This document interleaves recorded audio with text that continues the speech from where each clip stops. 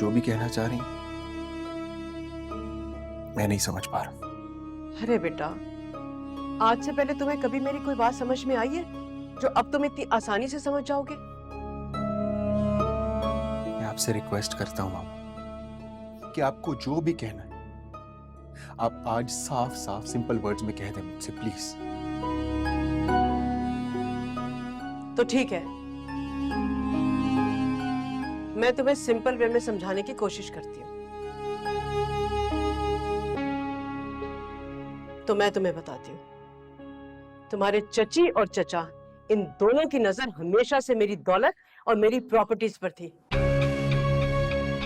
जिसे हथियाने के लिए ना उन्होंने बहुत से हथकंडे इस्तेमाल किए। तुम्हारे बाप को हमेशा से उन्होंने अपने काबू में रखने की कोशिश की।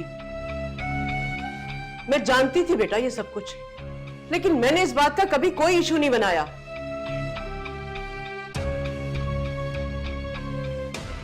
साथ बेटा मैं सब जानती थी।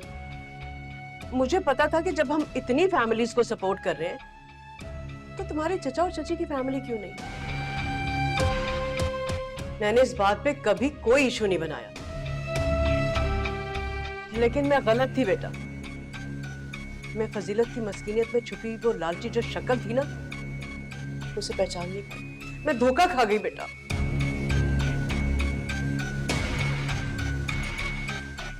मेरा दिल नहीं मानता मामा, क्योंकि अगर चची को हमारी दौलत की लालच होती तो फिर तो ये शादी हो जाने में उनका हक था ना। फिर उन्होंने परी को ये सब करने का क्यों कहा? मैं नहीं मानता इस बात को।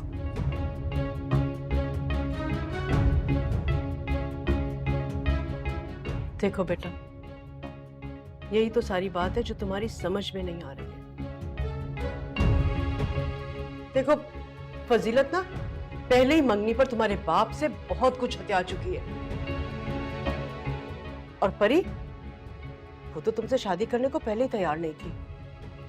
देखो उसने किस तरह से तुम्हारी मोहब्बत को ठुकराया था, उसके बाद तुमने इतना बड़ा कदम उठा लिया था। लेकिन मुझे ये बात समझ में नहीं आ रही कि आखिर कमबख्त फजीलत ने परी को ऐसी कौन सी पटियां पढ़ाई कि बज़ाहिर तो वो शादी के लिए तैयार हो गई, लेकिन देखो किस तरह से उसने महफिल में हमारी इज्जत को तार तार करके रख दिया और कैसे तमाशा बनाया उसने हमारा। तो कितनी बातें बनाएंगे, मैं तो सोच सोच के घबरा रही हूँ बेटा। कितनी बेइज्जती हुई है हमारी। मैं अपने दोस्तों को कैसे फेस कर पाऊंगी बेटा? लोग तो बहुत बहुत बोलेंगे। अच्छा तुम परेशान मत हो बेटा, तुम देखना मैं तुम्हारी शादी ना एक बहुत बड़े खानदान में करूंगी और बहुत करोड़पति लड़की से करूंगी। तो परी थोड़ी रह गई थी इस दुनिया में बेटा, बहुत है। मुझे अब इस टॉपिक पे बात ही नहीं करनी है, प्लीज।